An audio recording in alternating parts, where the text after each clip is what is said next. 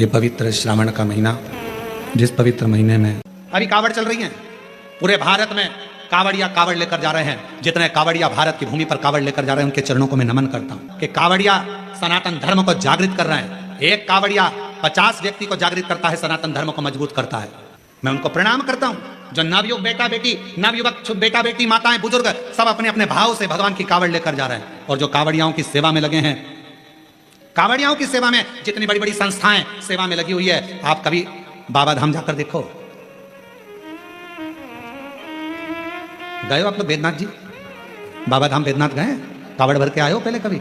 आप लोगों ने देखा होगा बाबा बैद्यनाथ जी के यहाँ सुल्तानगंज से कावड़ भरकर बाबा की जो कावड़ बैद्यनाथ जी पर जाती है, बाबा धाम जाती है बैद्यनाथ जी के यहाँ, पूरे रास्ते में लोग बड़े बड़े लंगर, बड़े बड़े टेंट दूसरी दूसरी जगह से आकर खूब शहर के वासी, पूरी बिहार के लोग, पूरा उत्तर प्रदेश का लोग, वहां पर पूरा झारखंड का लोग पूरी तैयारी रखते हैं और बड़े बड़े कैंप लगाकर सबकी सेवा करते हैं। उनको धन्यवाद देता हूं, उनको प्रणाम करता हूं। साधुता। आप जाओ हरिद्वार, आप जाओ उत्तर प्रदेश, काशी, बड़े बड़े संस्थाएं, बड़े बड़े सेवादार, बड़े बड़े अपने आनंद में। आप सीहोर जाकर देखिए, सीहोर में भी बहुत संस्थाओं ने अपनी अपनी सेवाओं के क्रम चालू रखे हैं। करा रहे लोगों का मुख झूठा, किसी को पानी पिलाना, किसी को चाय पिलाना, किसी को नाश्ता कराना, अपने आनंद के साथ कर रहे हैं, भगवान की भक्ति के साथ। देखो, और कुछ लोग संसार में ऐसे भी पैदा हुए हैं जो कावड़ भरने के लिए जा रहे हैं। तो क्यों जा रहे हैं? क्यों टाइम बर्बाद कर रहे हो? क्यों कर रहे हो? क्यों लंगर चला रहे हो? क्यों भंडारा कर रहे हो? उसमें भी तकलीफ उनको हो रही है। क्यों? क्योंकि ये सनातन धर्म को कभी मजबूत होता नहीं देख सकते, कभी।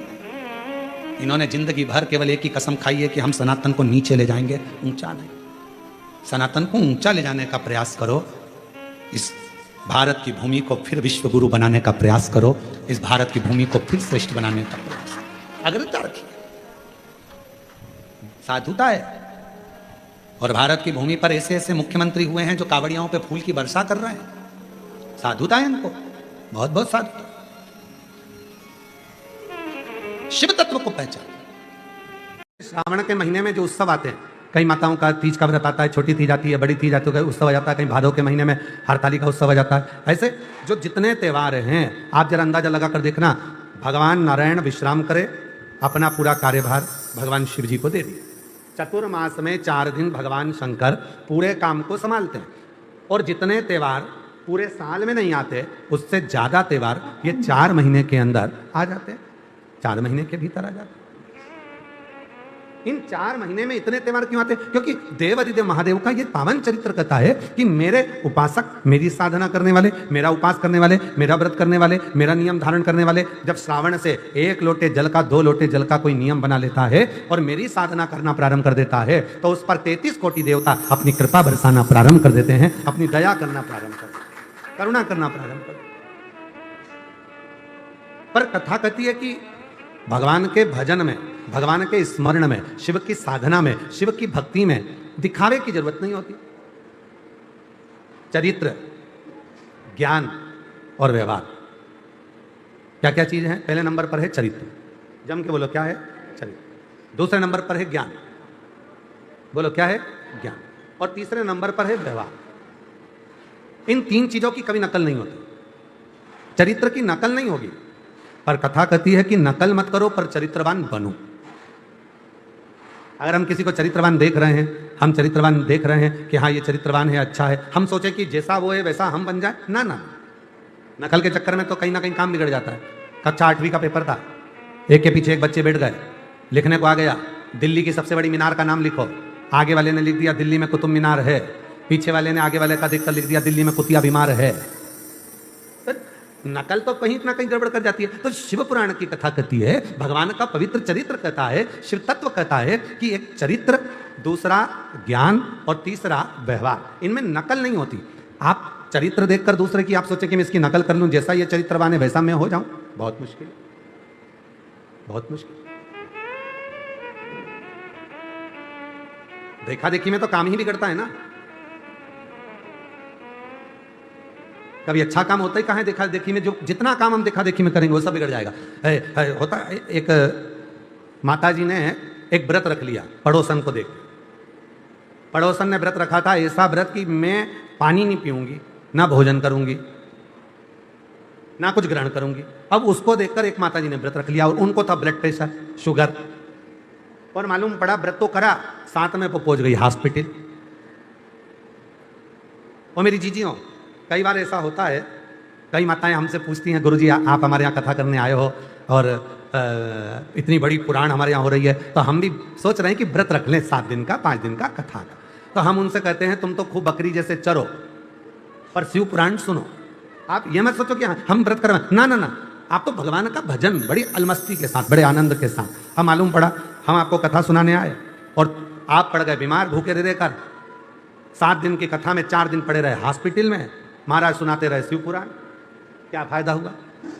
कोई लाभ हुआ?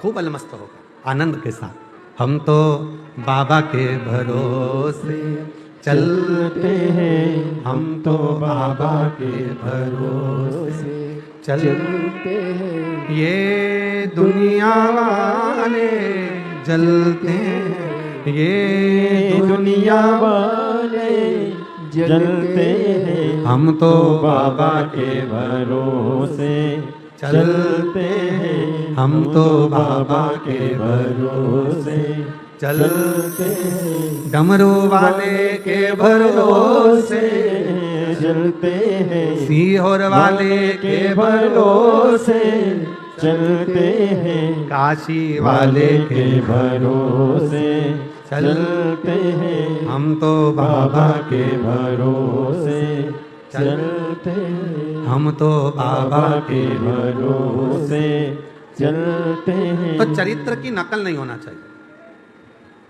ज्ञान की नकल नहीं होना चाहिए और व्यवहार की नकल नहीं होना चाहिए। चरित्रवान बनो पर नकल मत करो। एक बार कथा सुनाई थी, आप लोगों के स्मरण में होगी। एक लड़की ने भगवान से प्रार्थना करी, मेरी जहां साथ ही हो वहां मेरी सास जरूर मिले। पर जितना सोच के बैठते हो उतना कभी नहीं होता। कृपा करना बाबा भोलेनाथ, मेरी जहां शादी हो वहां मेरी सास मिल जाए। जहां शादी हुई वहां सास ही नहीं थी। तुम जितना सोचते हो उससे 4 गुना आगे का भगवान सोच के रखता है। भगवान को पाने के लिए धन की जरूरत नहीं, मन की जरूरत है, संपदा की जरूरत नहीं है। आपका मन जितना प्रबल होगा शिव उतना जल्दी। मेरे शंकर भगवान को राजी करने के लिए मां जगत जननी जगदम्बा एक गुफा के अंदर प्रवेश कर गई। माता के पास में कुछ भी नहीं, पिता के पास से कुछ भी लेकर नहीं, कुछ भी नहीं, कोई वस्तु नहीं, कोई सामग्री नहीं, खा लिया। संसार की रीत है, मुट्ठी बांधे आया जग में। बोलते जाओ, आप लोगों को मालूम होगा। मुट्ठी बांधे आया जग में, लोग कहते हैं हाथ पसारे जाएगा। क्या तू लेकर आया जग में, क्या तू लेकर जाएगा? परशु महापुराण की कथा कहती है, मुट्ठी बांधे आया जग में, हाथ पसारे जाएगा, पर क्या लेकर आया इसका तो नहीं मालूम। पर इतना जरूर है, जो पुण्य तूने करा, जो सत्कर्म तूने करा, जो तूने भूखे को भोजन, प्यासे को पानी पिलाया, वो तेरे साथ जरूर जाएगा। तेरा सत्कर्म तेरे साथ जरूर जाएगा। तेरा सत्कर्म बंद है दोनों। तेरा सत्कर्म तेरे साथ जाएगा, तो अच्छा कर्म कर। और जितने अच्छे कर्म से, जितने अच्छे कर्म के अनुसार, जितने कर्म के अनुकूल तो अच्छा कर्म करेगा, उसके अनुकूल तेरे को फल जरूर मिलेगा। फिर निवेदन, मत बुरे कर्म कर वरना पछताएगा, भगवान की आंखों से तू बच नहीं पाएगा, तू बच नहीं पाएगा। अरे ओ अज्ञानी मत करना दानी, अरे ओ अज्ञानी मत करना दानी, तेरे कर्म का फल भी तू ही पाएगा, जैसा किया तूने तेरे आगे आएगा। मत बुरे कर्म कर बंदे वरना पछताएगा, भगवान की आंखों से तू बच नहीं, हो गया, तू बच नहीं पाएगा। अरे ओ अज्ञानी मत करना, अपने कर्म का दंड अपने को भोगना। पर दुनिया को अपना कर्म दिखता कहाँ है? एक स्मरण में नहीं आ रहा है शिवलिंग का, ओमकारेश्वर में। कौन कौन गया है ओमकारेश्वर? गए हो आप लोग? ओमकारेश्वर की, फिर बंद हो गए। ओमकारेश्वर की जब आप परिक्रमा करेंगे, और ओमकारेश्वर की परिक्रमा करते समय जब आप ऊपर पहाड़ी की ओर बढ़ेंगे, ओमकारनाथ जी की पहाड़ी की ओर बढ़ेंगे। एक गौरी केदार मंदिर आता है, गौरी शंकर मंदिर। ये गौरी केदार या गौरी शंकर मंदिर का स्मरण होगा तो कभी बहुत प्राचीन मंदिर है, बहुत प्राचीन मंदिर।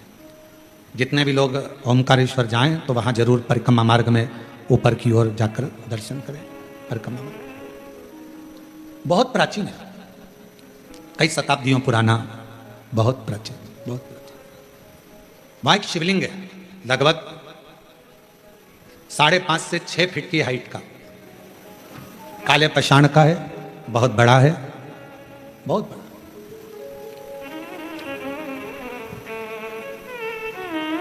जब मुगलों का राज्य हुआ, उस मंदिर में शंकर भगवान के शिवलिंग में एक बड़ा सा दर्पण लगा हुआ था, एक हीरा लगा हुआ था, एक बड़ा सुंदर दर्पण, बड़ा सुंदर हीरा लगा हुआ, हीरे से परिपूर्ण था शिवलिंग। उस दर्पण का काम क्या था?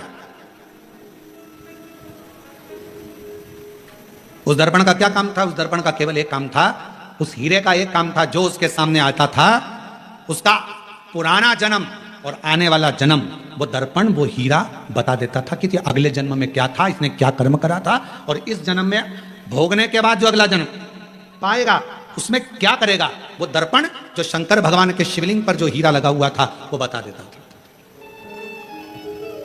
अब उस समय पर जिन मुगलों का राज्य था वो उस मंदिर में गए और उस मंदिर में जाकर उन्होंने जैसे ही उस राजा को मालूम पड़ा, नवाब को मालूम पड़ा, उसने कहा जरा जाकर देखता हूं, देखूं जरा। और नवाब गया, राजा गया, उसने भगवान शंकर के शिवलिंग के सामने जो हीरा लगा था, दर्पण लगा था, उस हीरे को उस दर्पण में अपना प्रतिबिंब देखा। उस दर्पण में, उस हीरे में उसने अपना प्रतिबिंब देखा। और जो उसने प्रतिबिंब देखा, प्रतिबिंब देखते ही उसने देखा मेरा पूर्व का जन्म इतना बुरा था और आने वाला जन्म मेरा उससे भी ज्यादा बुरा होगा। गुस्सा आ गया उसको, पूरा मंदिर तहस नहस करवा दिया, आसपास का पूरा मंदिर तोड़वा दिया, हीरा जड़त, दर्पण, हीरा सब जो लगा था सब तोड़ तोड़ा कर लेकर चला गया, सब टूट गया, सब नष्ट कर दिया। शिव महापुराण की कथा कर रही है, भगवान शंकर का चरित्र कर रहा है, शिव तत्व कह रहा है। अगर वो राजा चाहता तो शिव महापुराण की कथा में लिखा है, दुनिया के सामने आप कैसे भी रह लो पर तुम्हारे कर्म का दंड तो तुमको भोगना पड़ेगा। पर यदि अगर शंकर भगवान को एक लोटा जल आप समर्पित कर रहे हो तो तुम्हारा पहला क्या निकला, बाद में क्या होना है वो महादेव के हाथ में चला जाएगा और महादेव तुम्हें कष्ट नहीं देगा, महादेव तुम्हें तकलीफ नहीं देगा, दुख नहीं देगा, कष्ट नहीं देगा। न कि तुम्हारी संपदा की, तुम्हारी सत्ता की या तुम्हारे वैभव की जरूरत नहीं होती। शिव जी की सेवा करना है, भगवान शंकर की अगर भक्ति करना है, भगवान शंकर का भजन करना है, सेवा करना है, उसमें भी धन की मूलता नहीं है। और आप किसी का भला कर रहे हो, उसमें धन नहीं, तुम्हारे निर्मल मन की, अच्छे मन की जरूरत होगी। शिव सेवा में भी, भगवान शंकर की सेवा करने में या भगवान शंकर का स्मरण करने में भी मन चाहिए और दूसरे का भला करने के लिए भी मन चाहिए। आज का व्यक्ति भगवान को भी धन से पाना चाहता है और दुनिया को भी धन से पाना चाहता है। पर शिव महापुराण की कथा कहती है, अगर किसी को धन से पाओगे तो वो जल्दी से जल्दी छूट जाएगा। धन से पाया हुआ बहुत टिकता नहीं है, पर यदि कोई मन से आपके बीच में है, कोई मन से आपसे जुड़ा हुआ है, कोई मन से आपके संग लगा हुआ है, तो वो इतनी जल्दी हार मानने वाला नहीं होता, वो आपकी आखिरी मंजिल तक आपका साथ निभाने वाला होता है।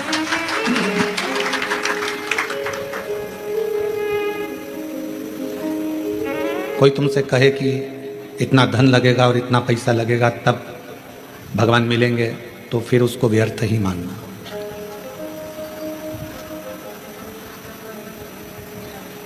कोई तुमसे कहे कि इतना पैसा लगेगा और आपको आशीर्वाद मिल जाएगा, तो उसको व्यर्थ ही मानना।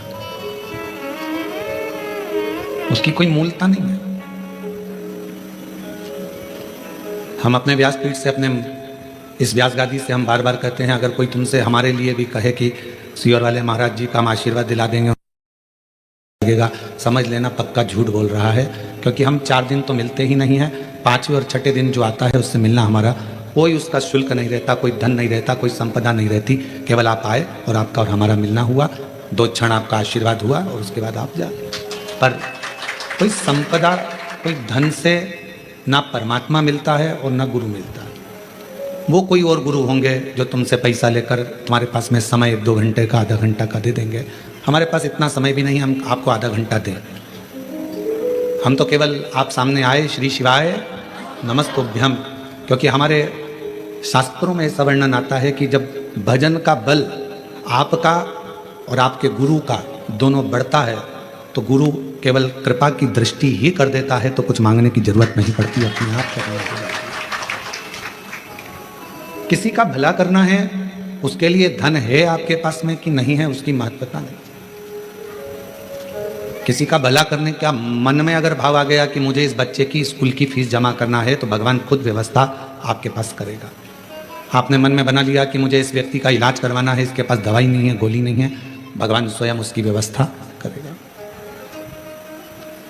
आपने मन ही नहीं बनाया किसी का भला करने का या भगवान का भजन करने का या स्मरण करने का और सोचा धन के बल पर मुझे भगवान मिल जाए या धन के बल पर मैं किसी का भला कर दूं, वो ठीक नहीं।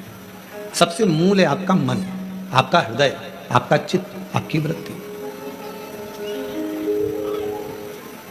और भगवान शंकर को मानने वाले जितने भी शिव भक्त हैं, जो श्रावण के महीने में भगवान शंकर की आराधना कर रहे हैं, श्रावण के महीने में भगवान शंकर का भजन कर रहे हैं, श्रावण के महीने में शिव महापुराण की कथा को कोरबा छत्तीसगढ़ की पवित्र धरा से ऑनलाइन सुन रहे हैं, उनसे भी कहेंगे, जितने भगवान शिव के मानने वाले हैं वो अपने अंदर एक बात उठा लेना कि मेरे शंकर भगवान तुम्हारे धन से, संपदा से, तुम्हारी सत्ता से, तुम्हारे वैभव से, तुम्हारी दौलत से कभी भी मेरा शिव प्रसन्न नहीं होता। मेरा भगवान, तो तुम्हें जो निशुल्क 1 लोटा जल मिला है, बेलपत्र वृक्ष पर निशुल्क मिली है, और जल की धार और बेलपत्र एक चढ़ाकर आप बाबा को अपना बना सकते हो, शिव को अपना कर सकते हो। अब उसमें कोई आपका शुल्क नहीं लगा। 1 लोटा पानी में आपका कोई शुल्क लगा है क्या? अपने घर का लोटा, अपने घर का पानी, यहाँ तक शिव महापुराण ने कहा कि मंदिर का पानी भी नहीं उठाना, मंदिर का लोटा भी नहीं उठाना। अपने घर से लेकर जाओ, अपना दर्द सुनाने के लिए, अपने मन की बात भगवान को कहने के लिए अपने साथ अपना जल लेकर जाए।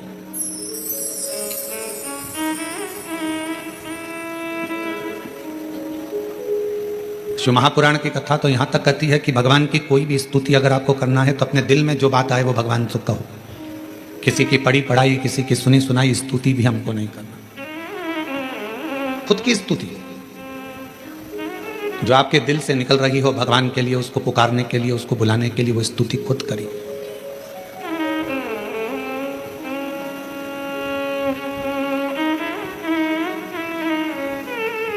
हम ये भी नहीं कहेंगे कि आप हम जैसा विधान बताएं वैसा करो, या हम जैसा आपका दिल करे आप वैसा करिए। शिव को रिझाने के लिए कड़प एक ऐसा भील वन में रहने वाला, उसके पास में कुछ भी नहीं था, केवल उसने गांव के किसी व्यक्ति को पूजन करते देख लिया था और वो भी पूजन करना प्रारंभ कर दिया। पांव से तो उसने जलाधारी के आसपास में पड़े हुए फूल पत्ती को हटाया, मुंह में भरे हुए पानी को शिवजी पर चढ़ाया, जो उसके पास में मांस आदि था उसका भोग लगा दिया। अब उसकी साधना, उसका तप कितना बड़ा कि ब्राह्मण देव ने, पंडित जी ने भगवान शंकर के शिवलिंग को पिंजरे में बंद कर दिया था। पिंजरे की एक टांग टूट गई लोहे की, शिवलिंग पर जाकर लग गई, शिवलिंग में से खून बहना प्रारंभ हो गया, रक्त बहना प्रारंभ हो गया।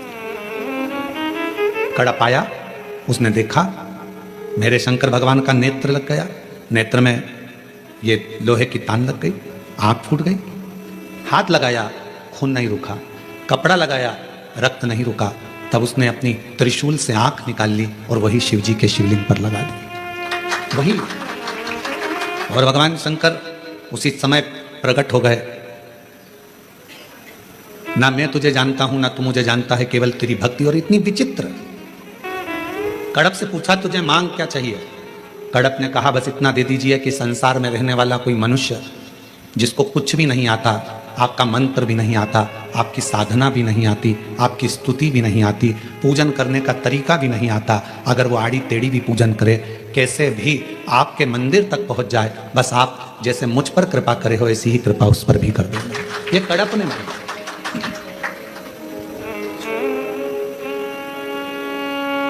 मेरे शंकर भगवान तुम्हारी स्तुतियों से, मेरे शंकर भगवान तुम्हारे बहुत सारा कि 100 लोटे जल चढ़ाओगे तो शंकर जी प्रसन्न होंगे, 1.25 लाख बेलपत्र चढ़ाओगे तो शिव जी प्रसन्न होंगे।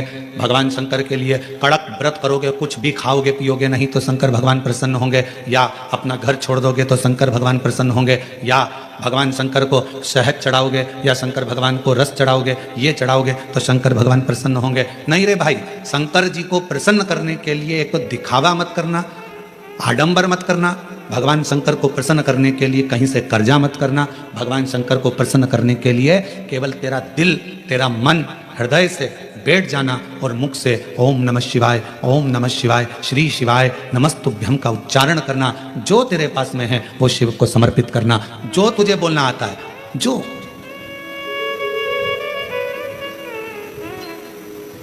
छोटा सा बच्चा तोतला बोलता है, माँ को अच्छा लगता है कि नहीं लगता है? बोलो, जम के बोलो, लगता है? छोटा सा बच्चा किसी से भी अगर तोतरी भाषा में बोलेगा सबको अच्छा लगेगा।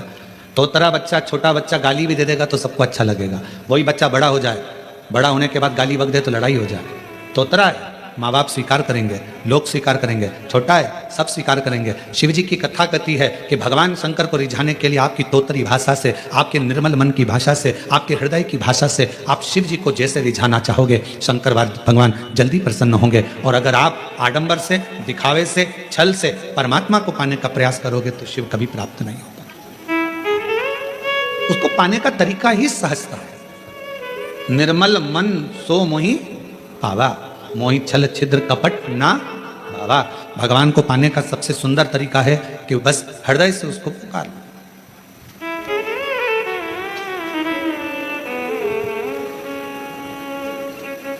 बारिश पड़े तो छाता लिया जाता है और दुख पड़े तो शिव का नाम लिया जाता है।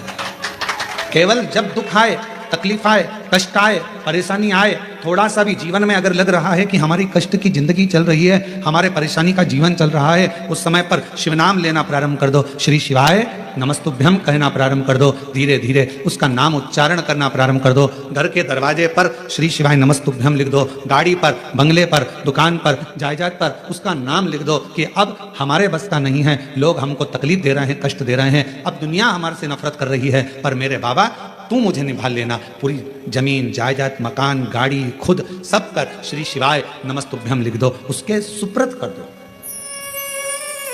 एक बहन ने एक पत्र लिखा था कल कि रुद्राक्ष क्यों पहना जाता है, तुलसी की माला क्यों पहनी जाती है? रुद्राक्ष पहनने का कारण क्या है? तुलसी की माला पहनने का कारण क्या है? क्यों रुद्राक्ष पहना जाए, क्यों तुलसी की माला पहनी जाए, उसका कारण क्या है? हम आपसे पूछते हैं, सब बोलना। एक कटोरी में शक्कर ले लो, ठीक है, उसमें तुलसी का थोड़ा सा दल डाल दो, क्या बन गया? जम के बोलो, प्रसाद बन गया। भोजन है, भोजन की थाली में जब तक तुलसी का दल नहीं डाला तब तक वो प्रसाद नहीं हुआ। तुलसी का एक पत्ता, थोड़ा सा दल भोजन की थाली में डल गया, क्या बन गया? प्रसाद। इतना बड़ा भगोना भरकर नुक्ति बनी है, सेव बना है, प्रसाद बना है, उसमें थोड़ा सा तुलसी का दल डाल दो, क्या बन गया? प्रसाद बन गया। अब शिव का प्रसाद कैसे बनता है?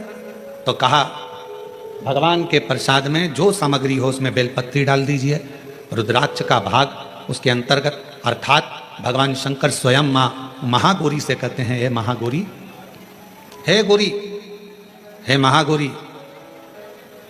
जैसे तुलसी भोजन में डालने पर प्रसाद बन जाती है, उसी तरह संसार का मनुष्य जब किसी रुद्राक्ष को अपने गले में धारण करता है तो वो मेरे लिए प्रसाद बन जाता है, मेरा अपना बन जाता है, उसको मैं स्वीकार कर लेता हूं, वो मेरा अपना है।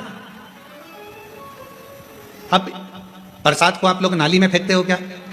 प्रसाद को आप गटर में फेंकते हो क्या? प्रसाद को आप कहीं गलत जगह डालते हो क्या? नहीं, क्योंकि वो प्रसाद बन गया।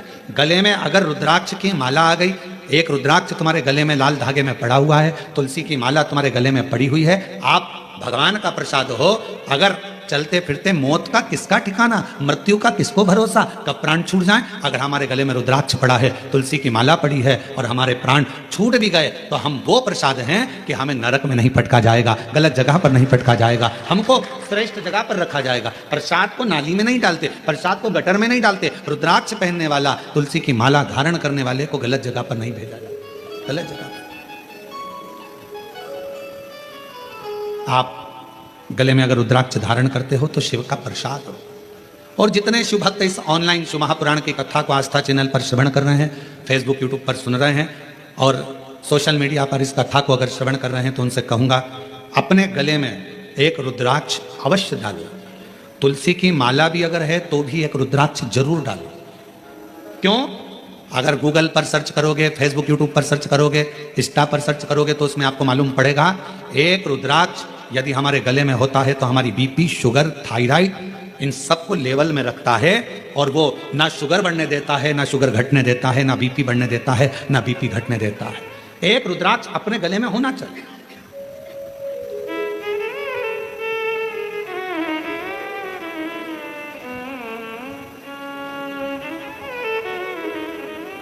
एक शिवा भगत की एक कथा आती है। मालती का एक पुत्र था शिवा, उसको लोग शिव कहते थे। क्यों? क्योंकि मालती के घर में कमाने वाला कोई नहीं था, ससुर के प्राण छूट गए थे, पति शरीर से विकलांग था और मालती मेहनत करती, परिश्रम करती। घर में एक बेटे का जन्म हुआ जिसका नाम शिव के ऊपर शिवा रखा।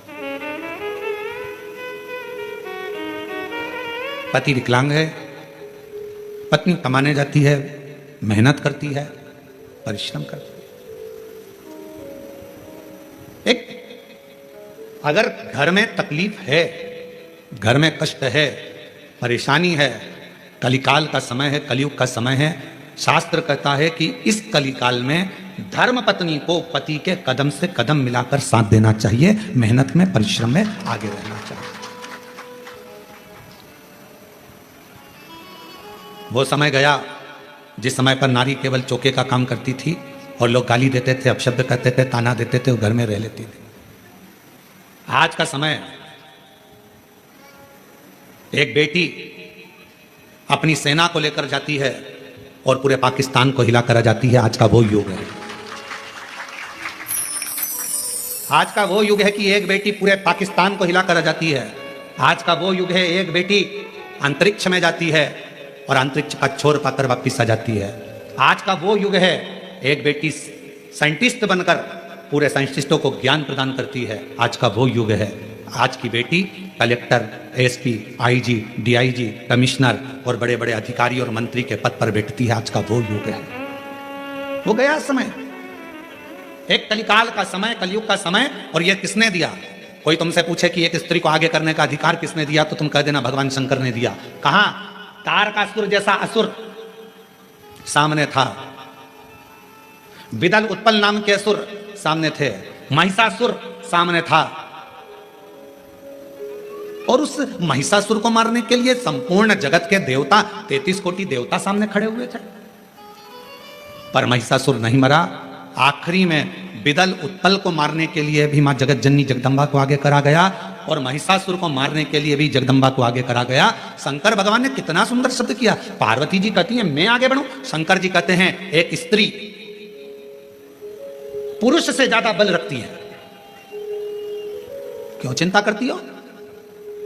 एक लाइन आती है, तेरे भक्त जनों पर माता वीर पड़ी है भारी, दानव दल पर टूट पड़ो मां करके सिंह सवारी, सो सिंहों से तू बलशाली, अष्ट भुजाओं वाली, दुखियों के दुख लेने वाली, ओ मैया हम सब उतारे तेरी आरती। कितने सिंह? जम के बोलो जरा। फिर से लाइन बोलो। सो सिंहों से बलशाली अष्टभुजाओं वाली दुखियों के दुखड़े निवारे। 100 सिंहों से तू बलशाली है जगत जननी, 100 सिंहों से। अब जरा विचार करिएगा, किसी व्यक्ति को अगर संबोधित किया जाता है ये तो शेर है, मतलब वन ओनली एक, और बहू को सम्मानित किया जाता है 100 पे भारी है। बोलो सही है कि गलत है? एक व्यक्ति को संबोधित किया जाता है वन ओनली, शेर है, और अगर स्त्री को संबोधित किया जाता है तो कभी कभी सास भी कह देती है मेरी बहू तो 100 पे भारी। किसकी सुने? 100 पर भारी। इतनी बोलती है, इतना बोलती है कि 100 लोग बोले इतना बोलती है, इतना तेज है, इतनी तेज पूरा मार्केट करके गाड़ी उठाए भुड़ भुड़ करके जाए पूरा मार्केट करके 100 पर। बोलो बोलो सत्य है कि गलत है? संबोधन अब किसी व्यक्ति के लिए ये तो शेर है, शेर ओनली वन, और वो 100 पूरी 100 भारी है।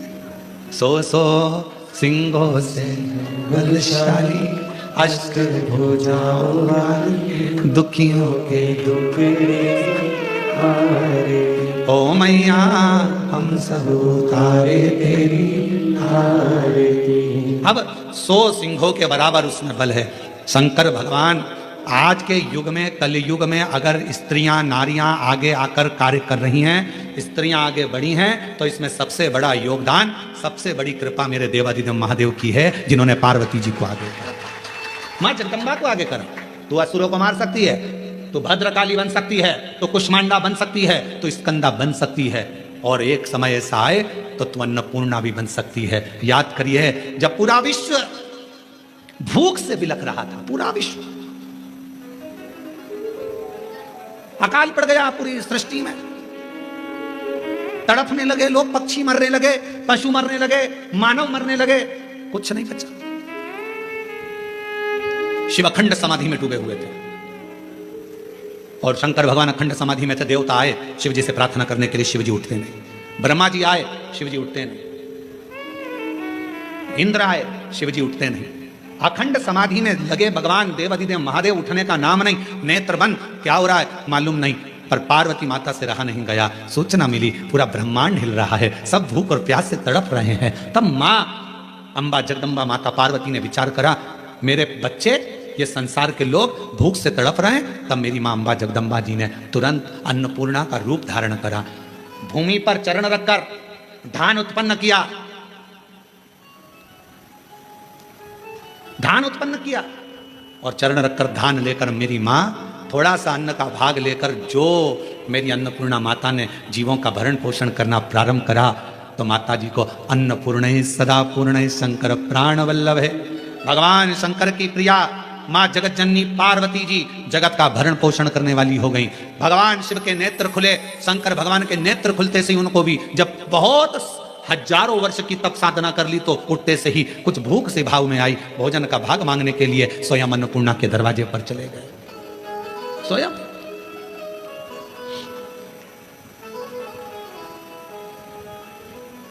जब जगत पूरे विश्व में हाहाकार मचती है तो वो अन्नपूर्णा बन जाती है। अगर नारी को अगर शक्ति दी है तो किसने दी? शिव ने। शंकर भगवान कि सारे चरित्रों को उठाकर देखिएगा, केवल देवादिदेव महादेव अपना अर्ध नारीश्वर स्वरूप का दर्शन कराते हैं। आधा शिव आधा पार्वती। पार्वती तू मेरी शक्ति है, शक्ति ही शिव है और शिव ही शक्ति है, दोनों। अब उसको समझने वाला समझे, ना समझने वाला ना। मालती बेटे का नाम शिवा रख दिया, गांव से विकलांग था, करता कुछ नहीं था, अकेली मेहनत करने जाती है, परिश्रम कर। अब दुनिया की रीति है, जब एक नारी पुरुष की तरह आगे बढ़कर काम करती है और आगे बढ़ने का प्रयास करती है, तो दुनिया के लोग ताना देने का प्रयास करते हैं। उसका विल पावर कमजोर कैसा करा जाए, उसको तोड़ा कैसे जाए, उसको झुकाया कैसे जाए, उसको अंदर से तोड़ने का प्रयास करते हैं। पर जितनी भी मेरी बेटियां इस कथा को सुन रही हैं, जितनी मेरी जीजियां इस कथा को सुन रही हैं, जितनी मेरी माताएं इस कथा को श्रवण कर रही हैं, दुनिया का कोई व्यक्ति तुम्हें कितना भी ताना दे दे, कितनी भी गाली दे दे, तुम्हारे ऊपर कितना भी अपशब्द कह दे, तो भी अंदर से टूटना मती, दमदारी से चलते रहना, आगे बढ़ते रहना, तुम्हारा कर्म तुम्हारा जवाब देगा। तुम्हारा कर्म तुम्हारा जवाब देगा। तुम तो बढ़ते चलो, हाथी की अलमस्तता में आगे बढ़िए, कुत्ते पीछे चिल्लाते रहेंगे। कुत्तों की वो औकात नहीं होती जो सामने आकर भोग दें, कुत्ता हमेशा पीछे ही भोगता है। तुम अपनी अलमस्ती में चलो मेरी बहनों, तुम अपनी अलमस्ती में चलिए मेरी जीजियों, अपनी लगनता, अपनी कर्मता। मैं मेहनत करूंगी, पढ़ाई करूंगी, परिश्रम करूंगी, मैं आगे बढ़ूंगी। लोग ताना देंगे, अपशब्द कहेंगे, गालियां देंगे, आपके बारे में आड़ा टेढ़ा विचार रखेंगे, पर आप एक हाथी की तरह बढ़ते चले जाना, क्योंकि कुत्ता पीछे ही भोगता है, हाथी के सामने नहीं आ पाता। कुत्ते का काम है पीछे भोंकना, वो हाथी के सामने नहीं आ पाता, क्योंकि कुत्ते को भी मालूम है कि हाथी के पांव में वजन है, सामने आऊंगा तो दुमस देगा, इसलिए कुत्ता केवल पीछे ही भोंकता है, उसकी वहीं तक सामर्थ्यता है।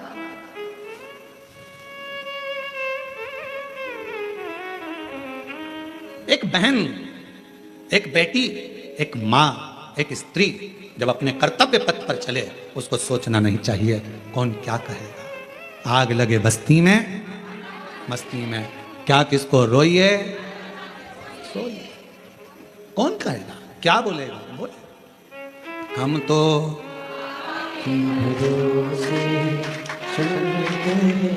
हम तो बाबा के भरोसे चलते, ये दुनिया वाले जलते हैं, ये दुनिया वाले जलते, डमरू वाले के भरोसे चलते, काशी वाले के भरोसे चलते। अपनी मस्ती में मेरी बहनों, मेरी जीजियों, मेरी बेटियों, अपनी मस्ती में अपने कर्तव्य पथ पर आगे बढ़ो।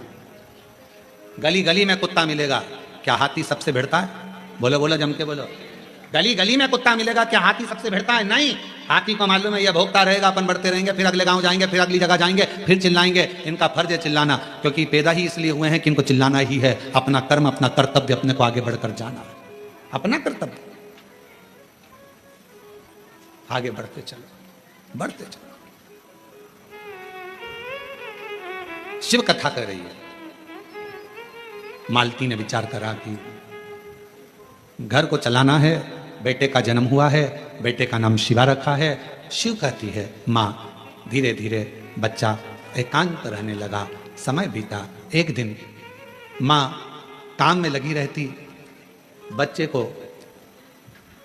घर में जब भरण पोषण का कुछ ना पड़ा, कुछ नहीं, जिस जगह पर माँ काम करती थी उसी जगह पर उस बच्चे को काम पर लगा दिया और कह दिया मेरा स्वास्थ्य ठीक नहीं, सेठ जी मैं आपकी दुकान पर, आपके घर पर कार्य करने नहीं आ सकती, अब मेरा पुत्र है। ये कथा कोई पुरानी नहीं, इसी कलयुग की है, इसी कलयुग। आपके यहां ये मेरा पुत्र आएगा।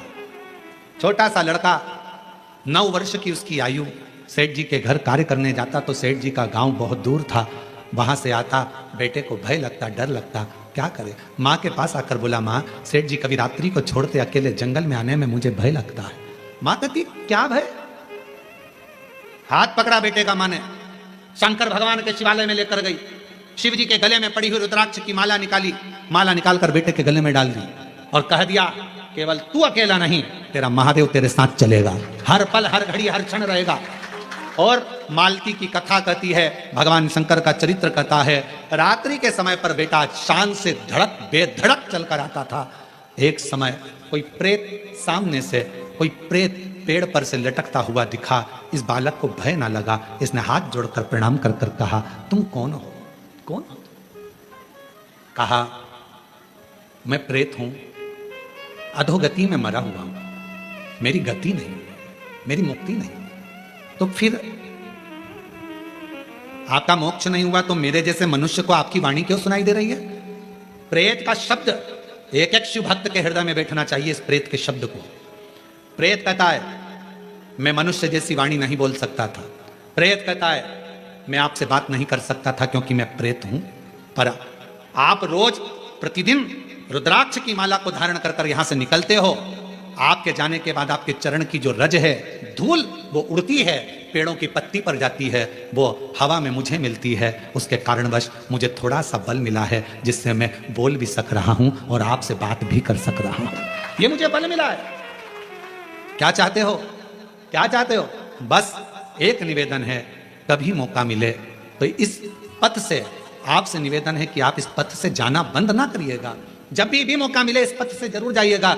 उस शिवा पुत्र ने कह दिया मैं जरूर जाऊंगा। निकलते रहे निकलते रहे निकलते रहे निकलते रहे निकलते रहे, उसी पथ से निकलते रहे। एक दिन वो प्रेत योनि से छूट गया, देव योनि में आ गया। कानों में कुंडल धले थे, सिर पर मुकुट पहना था, गले में हार पहना था, सुंदर पीतांबर पहना हुआ था और सुंदर हाथ में एक शस्त्र लिया हुआ था। हाथ जोड़कर खड़ा हो गया, आज मैं प्रेत योनि से मुक्त होकर देव योनि में आ गया, ये आपकी कृपा है। उस शिवा पुत्र ने कहा मेरी कृपा कैसे, मैंने तो कुछ करा ही नहीं, बस आपके गले में पड़े हुए रुद्राक्ष को पहनकर आप जाते थे और आपके रज से मैं कृतार्थ होता चले गया, मेरा उद्धार होता चले गया। उस प्रेत ने जो कहा, कितनी सुंदर बात कही। अगर रुद्राक्ष पहनकर कोई संसार का मनुष्य किसी मार्ग से निकल कर जाता है तो ना जाने कितने कितने प्रेतों का और जीवों का कल्याण करते करते जाता है। सांसारिक मनुष्य की तो बात ही दूसरी है। और शंभो शरण मांगो दुख काटो दया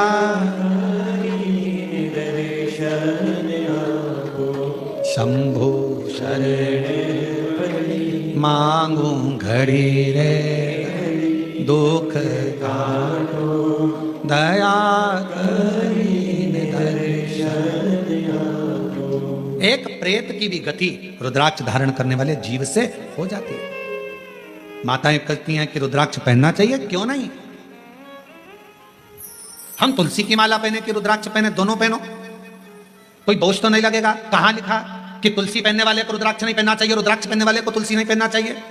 जब भगवान राम भगवान शंकर जी की आराधना करते हैं और शंकर जी भगवान राम की आराधना करते हैं तो दोनों के लिए समता है, किसी के लिए ना तुलसी से बेर ना रुद्राक्ष से बेर, दोनों धारण कर सकते।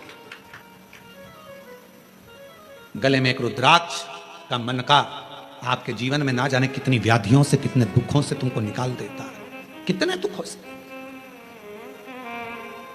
एक पत्र है, देखिए,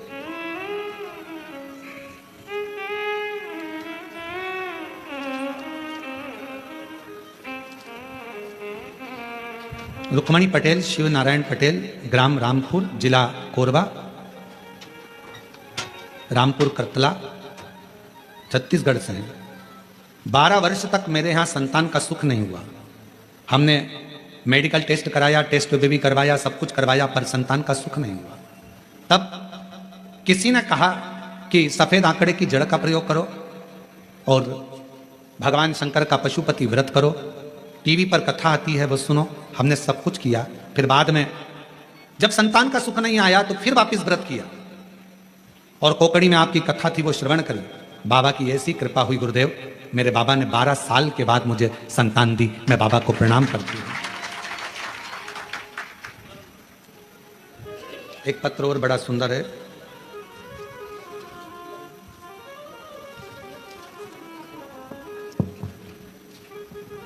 एक रुद्राक्ष के जल की क्या महत्वता है इस पत्र में देखिए। मेरा नाम श्रीमती रितु डिक्सेना, ग्राम हरदी बाजार में रहती हूँ। हरदी बाजार की पुत्रवधू हूँ। बाबा, शादी के 12 वर्ष के बाद 2023 में मेरे गर्भ में मुझे तकलीफ हुई। पहले डॉक्टरों को दिखाया तो बच्चेदानी में छाले बता दिए, फिर डॉक्टर को दिखाया तो गर्भाशय में बच्चेदानी में 7 गठाने हो गए। घबरा गए। डॉक्टर ने कहा ये गठानों की जांच होगी, मालूम पड़ेगा कि कौन सी बीमारी है। हम लोग घबरा गए। तब किसी ने कहा कि सीहोर जाकर अगर वहां का रुद्राक्ष लाया जाए, और सीहोर गए। वहां से आकर गुरुजी हमने पशुपति व्रत भी किया, रुद्राक्ष को पानी में गलाकर उसका जल पीना प्रारंभ करा। और फिर 29/5/2025 में हम बिलासपुर में फिर चेकअप कराने के लिए गए। बाबा ने ऐसी कृपा कर दी, कोई ऑपरेशन करने की जरूरत नहीं पड़ी और बाबा की कृपा से मेरी पूरी रिपोर्टें नॉर्मल आ गई, जिन रिपोर्टों को मैं अपनी फाइल में भी लगाकर लाई हूं कि मेरी सारी रिपोर्ट बाबा ने नॉर्मल कर दी। शिव शिव है, शंकर शंकर है, शिव शिव है। एक रुद्राक्ष यदि गले में पड़ा हुआ है, एक रुद्राक्ष यदि हम उसका जल पी रहे हैं, एक रुद्राक्ष हमारे घर में हम रख रहे हैं, उसका जल पी रहे हैं, या हमारे गले में धारण कर कर रख रहे हैं, उसका फल आ जाए, हमको मिलता जरूर है।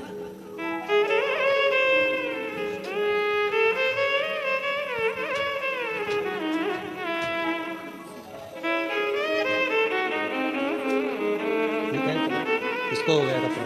ठीक है, हो गया। बाबा की कृपा। आप ही को तकलीफ हो गई थी, बच्चादानी में 7 गठाने हो गई थी और छाले पूरे बच्चादानी में हो गए थे। डॉक्टर की कृपा, भगवान शिव की करुणा और साथ में शिव की उदारता से रुद्राक्ष के जल से आज पूरी बच्चेदानी की गठाने भी गल गई, छाले भी समाप्त हो गए और शिव की कृपा।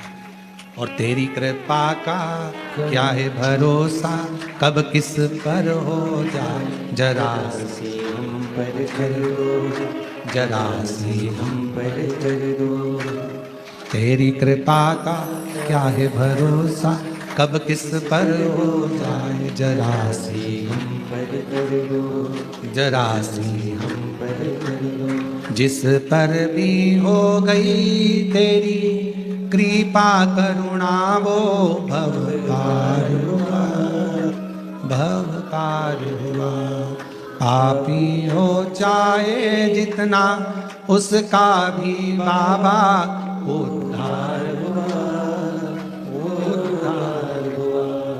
गिद्ध अजामिल गणिका जैसे तेरे मन को भा, जरा सी हम पर कर दो, जरा सी हम पर कर दो। तेरी कृपा का क्या है भरोसा, कब किस पर हो जाए, जरा सी हम पर कर दो, जरा सी हम पर कर दो। शिव कृपा, शिव करुणा।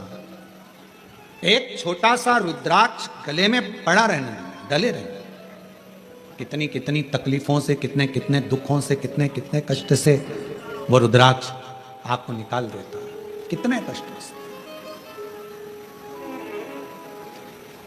शिव महापुराण की कथा करेंगे, शंकर भगवान की भक्ति,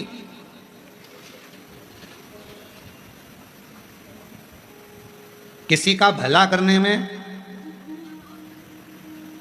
और भगवान शंकर का भजन करने में धन मूल नहीं, मन मूल है। मन, आप कितना भजन करते हो, धन से भगवान कभी प्रसन्न नहीं हो सकता, आडंबर से भगवान कभी प्रसन्न नहीं हो सकता। क्या था माता पार्वती जी के पास में, जिस समय मां पार्वती जी की अवस्था 6 वर्ष की हो गई और मां पार्वती जी अपना भवन छोड़कर वन में चली गई अपनी सहेलियों के साथ, एक गुफा में प्रवेश कर गई माता पार्वती जी। छोटी सी गुफा में रहकर माता पार्वती जी ने तप साधना प्रारंभ कर दी। क्या था पार्वती जी के पास में, ना मां पार्वती जी हिमालय राज की नगरी से ना पात्र लेकर गई थी, ना पूजन का कोई सामान लेकर गई थी। कोई वस्तु माता पार्वती जी लेकर नहीं गई। अपने पिता के घर से गई तो खाली हाथ गई, अपनी सहेलियों के साथ, सखियों के साथ गुफा में बैठकर भगवान का तप करने बैठ गई। जब पार्वती जी ने देखा कि मैंने हजारों समय निकाल दिया, वर्ष निकाल दिया, शिव जी प्रसन्न नहीं होते, शंकर भगवान सामने आते ही नहीं। और आपको पहले भी कथा में कहा, तप से भगवान को प्रसन्न करना कोई साधु, कोई सन्यासी, कोई तपस्वी, कोई साधक, कोई उपासक तप से भगवान को प्रसन्न कर सकता है। तो योग से, साधना से भगवान को कोई तपस्वी साधक प्रसन्न कर सकता है। आप और हम तो कलयुग में रहने वाले हैं। आप तप करते हो क्या? आप करते हो तो बात दूसरी, हमसे तो नहीं बन पाता। हमसे तो केवल एक ही काम बनता है, सारी समस्या का हल जय। तब हमसे भी नहीं बनता। कोई हमसे कहे तुम साधना में बैठते हो, नहीं साहब, हम तो एक ही काम करते हैं, जय सुबह से लेकर शाम तक जितना समय मिलता है, श्री शिवा नमस्तु, श्री शिवाय नमस्तु। फिर कोई पूछे आपने क्या खाना छोड़ दिया, आप क्या फलाहार करते हो, तो हम जहाँ रुके हुए हैं वहां आकर हमारी जीजियों से पूछना, जो प्रसाद बनाती हैं उनसे पूछना क्या व्रत रखते हैं? नहीं, भोजन करते 2 रोटी सुबह, शाम को 1.5 रोटी, इससे ज्यादा नहीं। भजन का बल, स्मरण, अपनी भक्ति। और छत्तीसगढ़ आते हैं तो चावल जरूर खाते हैं, वो जरूर खाते हैं। बाकी की जगह पर अगर कथा करने जाते हैं तो अपना सुबह का 2 रोटी है, शाम की 1.5 रोटी है, चावल प्रसाद भी नहीं लेते। कोई बाजार का तुम्हारा मीठा मीठा कुछ आप पूछिएगा, जो प्रसाद बनाते हैं कोई मीठा मीठा बाजार का नहीं, कोई चीजें नहीं, केवल साधारण भोजन, बाबा का भजन और आनंद। इससे ज्यादा क्या करना? भक्ति करो, भजन करो, स्मरण करो, कीर्तन करो, मंत्र जाप करो, श्री शिवाय नमस्तुभ्यम जपते जपो। जितना भजन कर सकते हो उतना करो, जितना मंत्र जाप कर सकते हो उतना। और हम तो शर्मा जी आपसे भी कहेंगे, हमारा जो प्रसाद बनता है उसमें थोड़ा प्रसाद कभी योग बन जाए तो पाना, शंकर जी की प्रसादी कभी योग बने तो जरूर लीजिए प्रसाद का भाव। और बनाने वाला भी कौन होता है? माताएं तो रोटी सेकती हैं और हमारे पंडित जी सब्जी से बनाते हैं, या आशीष भैया सब्जी बना देते हैं। जो भाजी अपने बच्चे लोग बनावे पा लिया आनंद। शिव तत्व की प्राप्ति होगी, शिव तत्व ना हमसे तब बनता, और हमें भरोसा है आपसे भी नहीं बनेगा। आपसे कोई कहते पेड़ के नीचे बैठी रहे, सिर पे पल्लू लेके बैठी 4 घंटे तो बनेगा? घर छोड़ सकते हो? नहीं। नदी पर जाकर बैठ सकते हो?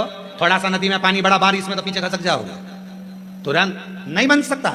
ना हमसे तब बन रहा है, ना साधना बन रही है, ना हमसे कोई ऐसा व्रत बन रहा है। पहले के व्रत आज के व्रत में अंतर है। आज के व्रत में तो पेट भरकर फलाहार कर लो, फिर भूख लग जाती है, फिर सेव फल खा लिया, केला खा लिया, पपीता खा लिया, रात्रि के फिर फलाहार की तैयारी, फिर वो खाने के बाद फिर दूध पीने की तैयारी, फिर आधी रात को फिर पति को नींद नहीं आ रही, पति बोले तेरा व्रत है, हाँ आज एकादशी है।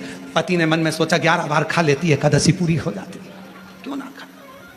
व्रत नहीं, ना हम तब कर पा रहे हैं, ना साधना कर पा रहे हैं, ना व्रत कर पा रहे कली काल में। इसलिए तुलसीदास बाबा ने लिख दिया कलियुग केवल नाम धारा। इसलिए तुलसी बाबा ने लिखा कलियुग में कुछ नहीं बने तो एक काम करो, राम राम राम राम जपते रहो, शिव नाम जपते रहो, कृष्ण नाम जपते रहो। तुम्हारे दिल में जो बैठ जाए, जिसका तुम भजन कर सकते हो उसको भजो। भगवान का भजन करने में मन लगा लो। तुम जितना जपोगे आडंबर से दूर रहोगे, तुम जितना जपोगे सबसे दूर रहोगे। इसलिए कलिकाल में एक नियम बना लिया, सारी समस्या का हल।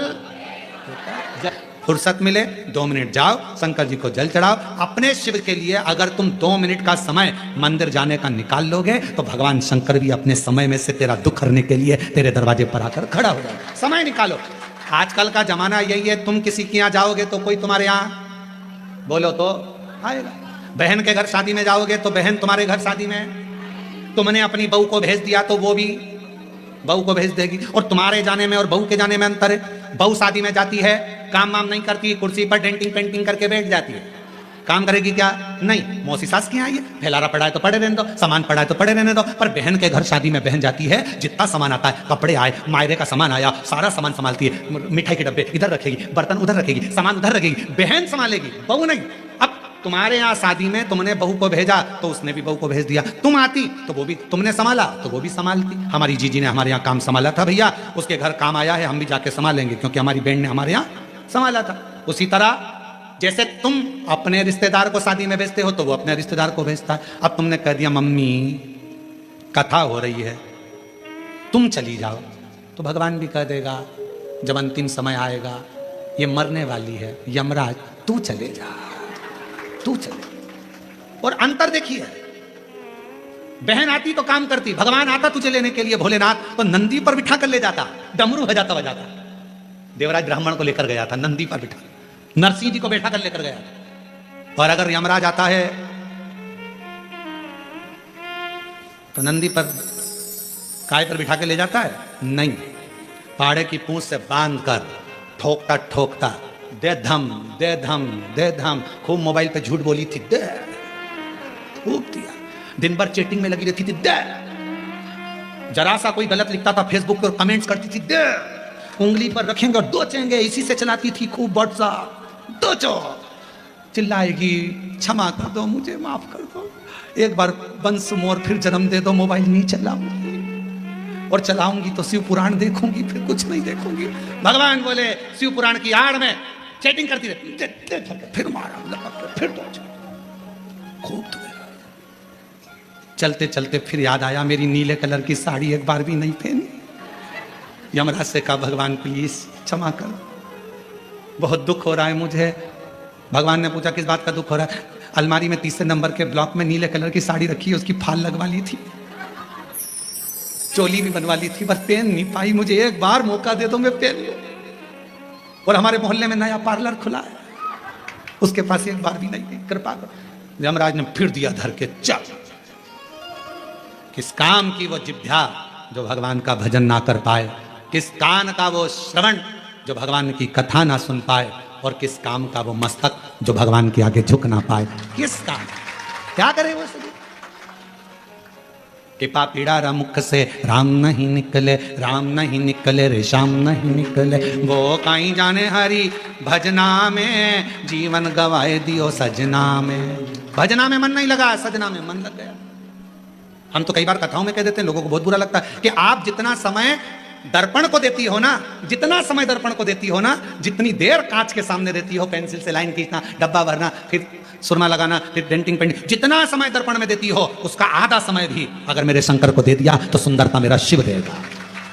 आधा समय निकालकर भगवान शिव को दीजिए। और पुरुषों से निवेदन है, जितना समय फालतू की चर्चा में, व्यर्थ की बातों में, व्यर्थ के कमेंट्सों में और व्यर्थ की बातों में लगाते हो ना, उतने में से आधा समय निकालकर मेरे शंकर के मंदिर में अपनी पत्नी को साथ लेकर एक लोटा जल चढ़ाने जा, तेरी पूरी जिंदगी सवर जाए।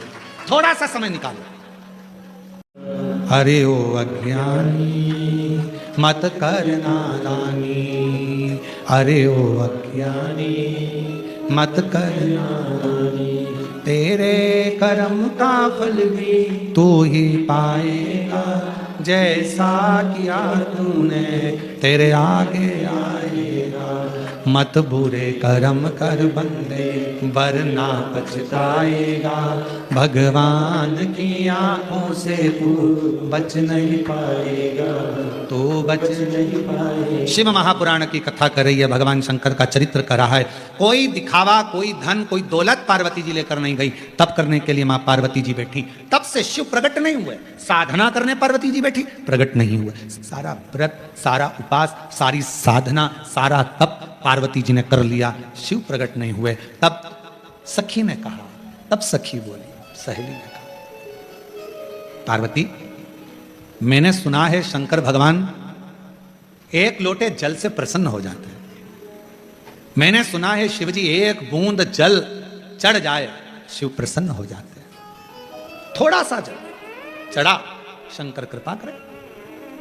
और फिर निवेदन करूं सभी श्रोताओं से, सावन के महीने में कथा सुनने वाले सभी श्रोता भाई बहनों से फिर निवेदन करूं, भगवान शंकर की कथा, शिव महापुराण की चरित्र कथा वर्णन कर रही है। कुछ ना बने तो शंकर के मंदिर में केवल, कुछ भी ना हो तो केवल घर से एक लोटा जल भरकर जाना, शिव के मंदिर में प्रारंभ कर दो। मेरा देव अधिदेव महादेव करुणा करना प्रारंभ कर देगा, शंकर करुणा करना प्रारंभ कर देगा। जल चल, सारी समस्या का हल हर हर बोल मम का नारा है, सारी समस्या का हल श्री शिवाय। केवल जल चढ़ाना प्रारंभ, और कुछ नहीं। शिव स्वीकार करे, भगवान शंकर स्वीकार करे।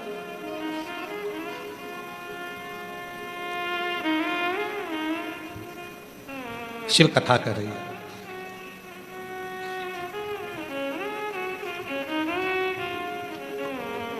एक गुरु में और एक शिव में एक बहुत बड़ा अंतर होता है।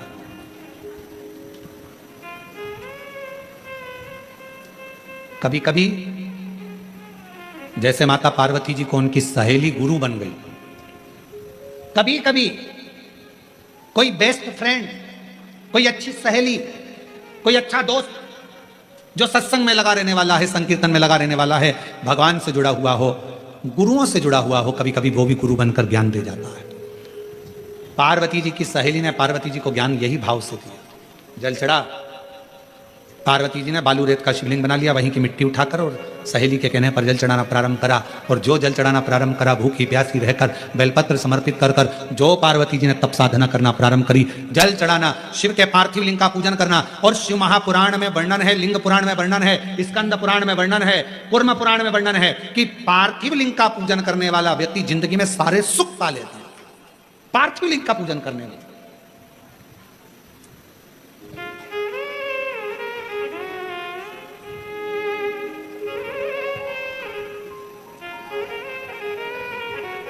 एक माता जी ने एक प्रश्न किया, गुरु जी हमारे यहाँ से नदी बहुत दूर है और हमारे घर में कोई पेड़ पौधा भी नहीं है, तो हम वो भगवान का चढ़ा हुआ जल, भगवान पे चढ़ा हुआ पंचामृत कहाँ समर्पित करने जाए? हमने कहा कि मिट्टी तो है तुम्हारे घर में, तो कहा मिट्टी तो है। हमने पूछा कितनी मिट्टी मिल जाएगी? उन्होंने कहा गुरु जी ये तुम जितनी बोलो, 1 तगाड़ी 2 तगाड़ी 10 तगाड़ी, जितनी मिट्टी बोलो उतनी मिल जाएगी। हमने कहा तुम्हारे यहाँ पर बड़ा सारा थाल है? हाँ। थाल भर के मिट्टी ला सकते हो? हाँ। हमने कहा लेकर आना। हम जहाँ ठहरे हुए थे वहाँ थाल भर कर मिट्टी लाए। एक बड़ा सा आरती करते हैं ना हमारे शर्मा जी, आरती करने के लिए भी थाली नहीं लाए, थाल लाए। अब इतना बड़ा थाल देखा है आप लोगों ने? देखा कि नहीं देखा? कहाँ है वो थाल? कहाँ? अच्छा देखा, देखा तो है ना तुम लोगों ने आरती के समय पर, या फिर शाम को आएगा आरती में, तुम देख लेना है। हमारे यहाँ ये महाकाल सेवा समिति व भक्त मंडल है ना, ये छोटा मोटा मंडल नहीं है, ये हर चीज़ बड़ी करता है। तो यहाँ ये आरती की थाली भी छोटी नहीं लाया, ये आरती की थाली भी आया, और ऐसी मोटी थाली इतनी बड़ी। अब वो आरती करने वालों से हम उनका हाथ देखते हैं तो कई बार हमें सोचने में आता है पकड़ भी पा रहे हैं कि ना पकड़ पा रहे हैं राम जी। अब मोटी सारी थाली, अब इतने बड़ी थाल लिया है। हमने कहा इसको मिट्टी से भर ला। अब वो मिट्टी से भर कर लिया। अब मिट्टी से भर कर लाई, हमने उसको बीच का जो भाग था उसमें थोड़ा सा चंदन अगर तगर डालकर सुंदर बढ़िया उसको चंदन का चीटा देकर दही आदि मिलाकर घी मिलाकर उसका शिवलिंग बीच में बना दिया। अब जैसे ये थाली और मिट्टी से भरी, बीच में शिवलिंग बना दिया। शिवलिंग बनाकर वहीं उंगली से जलाधारी बना दी। अब हमने कहा इस पर जल चढ़ा। पानी दिख रहा है कहीं पर कि नहीं गुरुजी? दूध चढ़ा कहीं दिख रहा है गुरुजी? नहीं गुरुजी। दही चढ़ा कहीं दिख रहा है? शहद दिख रहा है? घी दिख रहा है? नहीं। फिर पानी चढ़ा, कहाँ गया वो शहद?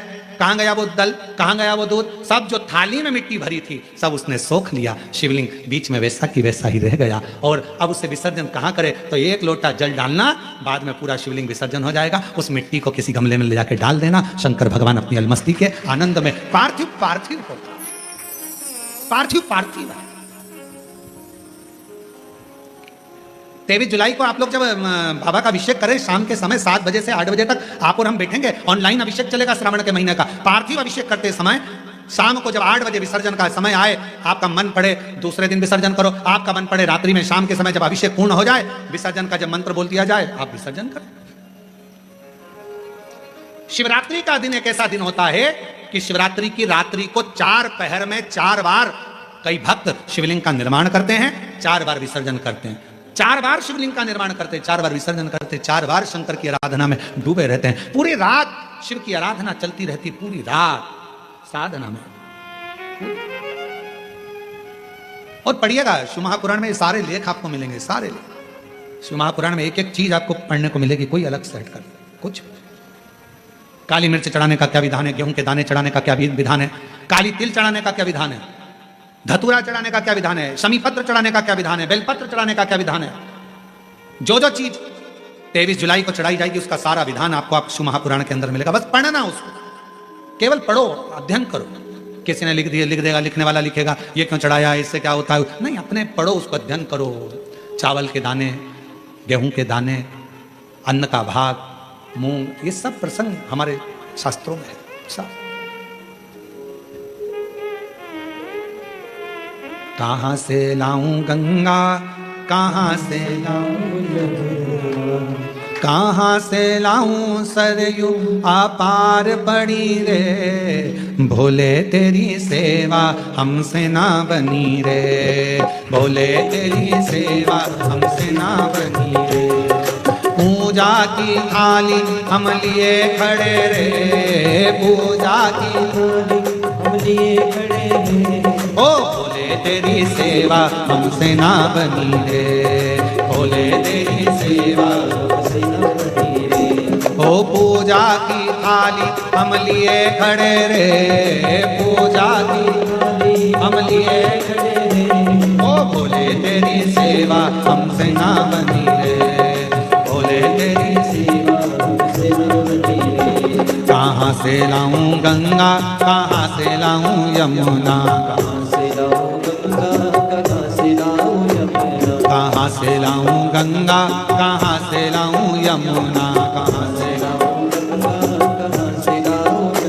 कहाँ से लाऊं सरयू अपार पड़ी रे, कहाँ से लाऊं सरयू अपार पड़ी रे, ओ भोले तेरी सेवा हमसे ना बनी रे, भोले तेरी सेवा हमसे ना बनी रे, ओ भोले तेरी सेवा हमसे ना बनी रे, भोले तेरी सेवा हमसे ना बनी रे।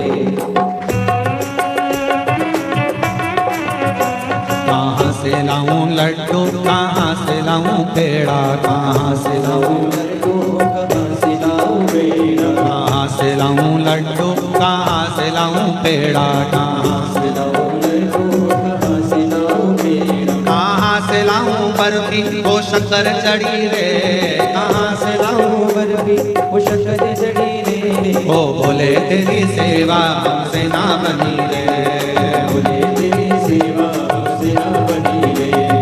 पूजा की थाली हम लिए खड़े रे, पूजा की थाली हम लिए खड़े रे। ओ बोले तेरी सेवा हमसे ना बनी रे, ओ बोले तेरी सेवा हमसे ना बनी रे। कहाँ से लाऊं चंदा, कहाँ से लाऊं सूरज, कहाँ से लाऊं चंदा, कहाँ से लाऊं सूरज, कहाँ से लाऊं चंदा, कहाँ से लाऊं सूरज, कहाँ से लाऊं चंदा, कहाँ से लाऊं सूरज, कहाँ से लाऊं तारे आकाश जड़े रे, कहाँ से लाऊं तारे आकाश जड़े रे। बोले तेरी सेवा हमसे ना बनी रे, ओ बोले तेरी सेवा हमसे ना बनी रे। पूजा की थाली हम लिए